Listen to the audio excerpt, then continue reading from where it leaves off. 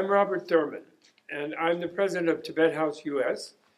at the request of His Holiness the Dalai Lama to spearhead, always with the help of my wife, Nina, his cultural center in America.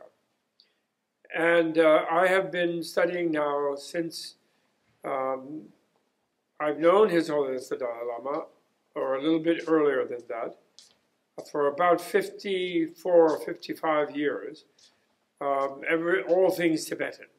My initial interest, of course, was the high philosophical and scientific teachings that Tibet has preserved from ancient Buddhist India, where the enlightened Buddha and many of his enlightened followers explored the nature of physics, the nature of biology, the nature of psychology primarily, and founded great universities where they also did botany and medicine, linguistics, logic, mathematics, astronomy, so many different sciences. And I still, maybe some people would think I'm an expert about it, but I consider myself like an explorer who's just peeking from the horizon at a vast panoply of knowledge and beauty and art, which is the amazing multi-thousand-year-old culture of Tibet. And particularly, of course, my interest is in its Buddhist culture, where Tibet is the receptacle, the crucible, the hidden safety deposit vault, wherein the great knowledge and wisdom and art and culture and educational systems that were developed for 1,500 years, 1,600 years in ancient Buddhist India have been preserved, which is particularly important because due to various invasions beginning about 1,000 years ago, these things were destroyed in India. Although actually quite a lot of their treasure material is preserved in what is called Hinduism, but without really being self-aware of its origin in the Buddhist tradition.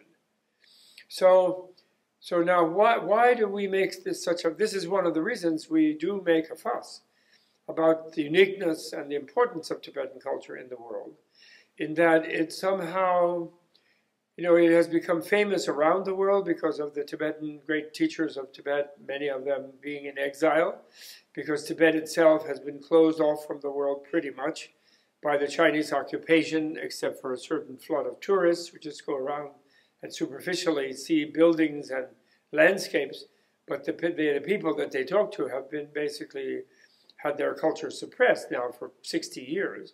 So it can only be encountered in the exile communities in Nepal and India and overseas, in the U.S., in Switzerland, in Australia and other countries. And why do we make such? Of course, all human cultures are immensely valuable, each one intrinsically in its own way. And what is special, I feel, and why have I devoted so much of my life, professional and personal and spiritual life, to it, is that Tibet is an exception. The history of Tibet is exceptional in the history of nations, in that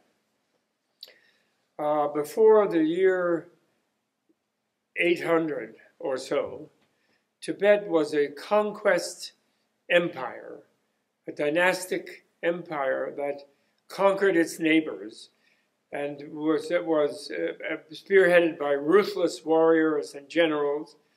The Chinese feared them, the Central Asian Turks and Mongols feared them, the Persians to the west of them feared them, the Nepalis and the Indians to the south of them feared them.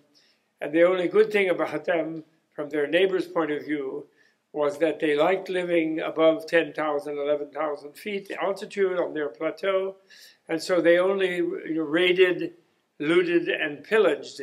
And then they would go back to enjoy the fruits of their pillage up in their homeland and wouldn't usually try to occupy you.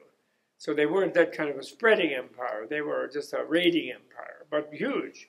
And Tibet itself is huge. It is the entire plateau, traditionally, which is like over 1 million square miles, bigger than the whole of the U.S. west of the Mississippi. So that was how Tibet was. And we in the West and also in many countries in the East, are brought up with the idea that one natural part of a civilized society is to be armed with military, and actually to highly prize and esteem the profession of warrior and respect the killer, person, even hunting or killing in war. And Tibet was no exception. But Tibet made a choice which was initially top down, but then secondarily bottom up from the grassroots. They made a choice of demilitarizing and really living and embodying mainstream in their culture the Buddhist principles of nonviolence and openness of heart and openness of mind, choosing vulnerability, actually, and the danger of being invaded by neighbors and things like that. Tibet chose that path as leading to a much more satisfying lifestyle, and as also, in the way they would put it, using the precious jewel of a human embodiment endowed with liberty and opportunity to use a lifetime as an evolutionary step in an escalator, in a platform, leading to an evolutionary stage of full enlightenment or Buddhahood, or bodhisattvahood or Buddhahood, which is a higher way of being than the ordinary self-centered being, according to Buddhist teaching. Now, I don't say that Tibet is unique in the sense that it's the first culture that mainstreamed those principles. I consider that Shakyamuni Buddha's own city-state kingdom in India mainstreamed it during his life, and immediately suffered the consequence in that case, because there were 15 other rival city-state kingdoms, like, in Greece you had Athens and Sparta and the Peloponnesus and Corinth and all these things, All of Eurasia was carpeted by city-state kingdoms. In those days, Troy, was one of them, Babylon, and so on. And they were rivals, and they would fight each other. And so many of the young warriors of the Shakya kingdom were so moved by the new vision of life that the Shakyamuni Buddha opened up to them, that they quit being warriors, they abandoned posts, so to speak, in the Shakya military, and they joined the mendicant order. In a way, they joined the education system of the Buddhists, which was a nonviolent system. They're disarmed, they are not nationally identified as having patriotic and therefore making the neighboring nation an enemy and so on. It's a completely, in a way, a socially transcendent and revolutionary movement with global reach, as it has turned out over the thousands of years.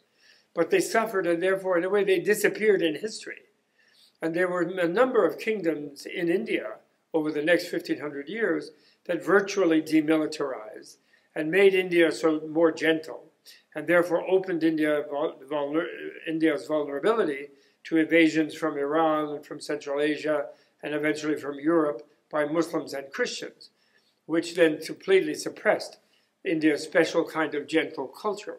And so much so that some modern Indian sages, even spiritual ones, kind of blame the Buddhist tradition in Indian history for making India too demilitarized and the Indian people too gentle, and through making sort of the martial killer kind of ideal not a high ideal, but rather making nonviolence a high ideal, as we see politically in the great movement for Indian liberation spearheaded by Mahatma Gandhi.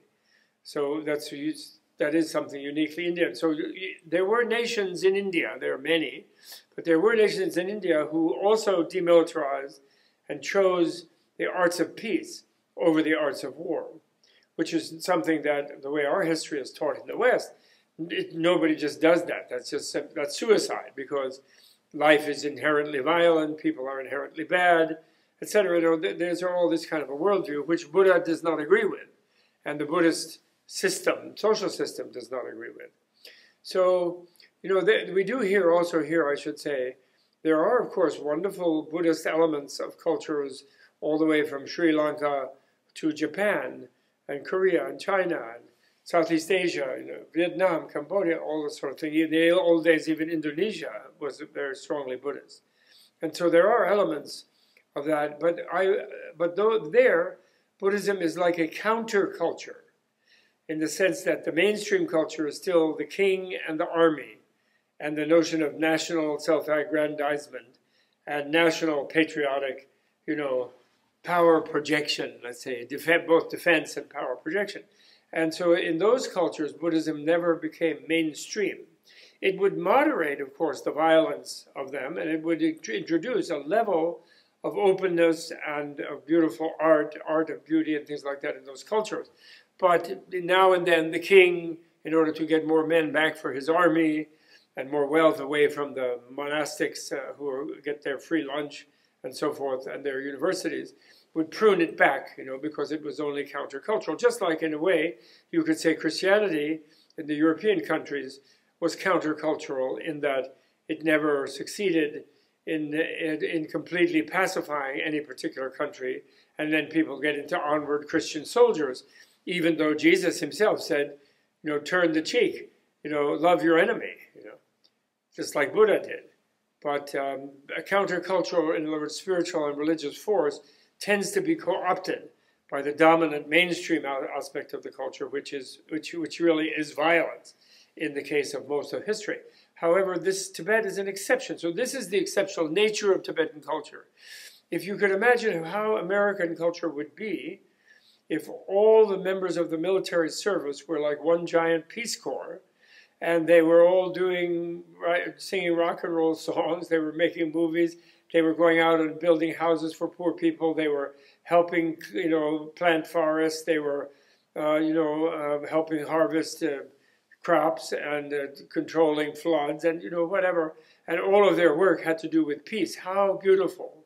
And if all the funding that went to the military went to arts of peace in America, how amazing would our culture be? And as it will be, actually, indeed, because this is what we will be doing in the future, in my opinion. And in any case, therefore, at this time, when we're clearly not doing that, however, we do have the presence of Tibetan culture here in this country.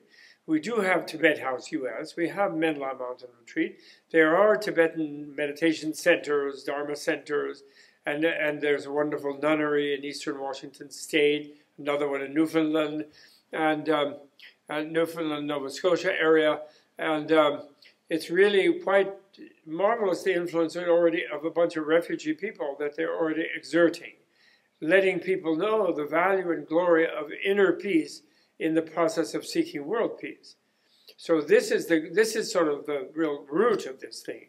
And then in that light, then, the Tibetan education curriculum is organized around really making a better person, not just getting more information, not just getting sharper critical mind, although those things are very much there, not just improving one's skills in writing and composing and doing artwork and things like that, and doing medical healing work and so forth. In the arts, not only that, but also becoming a more compassionate being, a more wise being, having a deeper understanding of the nature of the world, and therefore being more realistic in one's way of dealing with it, and understanding the deeper nature of human illness and health, and therefore being able to interact as a nurse or a doctor compassionately and effectively with living beings. So these are all, but the root of it is the shift from violence to nonviolence that became a mainstream thing in Tibet. And then the proof of that pudding, secondarily, is that the Tibetans then, over some more centuries, they managed to spread that culture to the Mongolians. And we all know, Genghis Khan is like a household word in the West. And the military violence, effectiveness, predatoriness of the Mongolians was well known. They had a conquest empire larger in land territory to the British than the British Empire, in fact, actually at their heyday in the 13th and early 14th century. And yet they became complete peaceniks like the Tibetans. And when I say complete peacenik, I just mean the country demilitarized. The military budget was a tiny fraction. In Tibet, they wandered around in 8th century uniforms, carrying a sword and a spear. They didn't try to modernize in the slightest. And the Mongolians, of course, they look with pride back to their time as a conqueror just on a human level, But in a way, they admire more those enlightened beings who became gentle and nonviolent than they do the violent ones. Although now, after almost a century of being dominated by communists, there's some of the young people and being sort of their own culture being crushed. In Mongolia, they're kind of not sure. Maybe they should have stuck with Genghis sometimes, they think, although we try to help discourage them. But anyway, Tibet managed to export that unique culture to Mongolia and pacified the Mongolians, which is certainly a benefit to them. Then we say, well, okay, so that's great, that culture. Say you concede that, getting my point. But then we can say, when people do, well, but then in the 20th century, Tibet and Mongolia were crushed themselves by communist invasions from China and Russia in those two cases. And so maybe what good is that culture anyway, people might say. And here we must engage maybe in a little bit of visionary thinking in the sense that, yes, it has been good for nation building and empire building to have strong military. And the root of a strong military, of course, is a culture that idealizes the warrior, the hero warrior, so that people seek that profession, honors it also with support and status and money and commemoration and so forth. And that's what militarized cultures do. And so that's the root of it. So, in other words, the survival instinct in our history has been therefore associated. I mean, when I'm saying all people on the planet, has been associated with having a certain degree of power and expertise in administering violence, fighting a successful aggressive war, defending yourself aggressively. This is what a nation needs. People are called to arms, basically, right, in the world. But now, due to our human intelligence, actually, which involves our material science and involves our technologies of warfare and violence, we have reached a point where it's no longer possible to have an all-escalating war. It's simply impossible.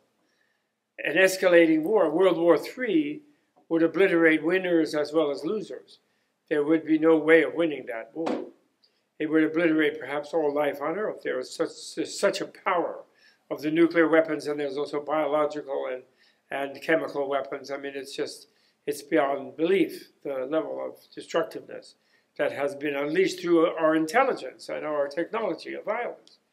So therefore, although the skill that was developed in specific nations, starting with the Shakya kingdom of Buddha's own Shakya kingdom, and extending to the whole of India, and then being preserved in Tibet and being spread into Mongolia, where it's also preserved, up until recent times, a culture that has developed the sort of wisdom and compassion, the cultural skill to choose that vulnerability, to thrive in a disarmed condition, to develop a new ideal of the internal warrior who conquers the self rather than conquering other people. You know, this skill and this cultural and social and historical achievement becomes highly valuable because what the U.S., Russia, China, European Union, Japan, the Arabian peoples, different Muslim nations, what the nations and the sort of leftover empires, what they need now is how to choose vulnerability. I express this in the slogan, how to shift from mad, mutual assured destruction to mud, mutual unilateral disarmament.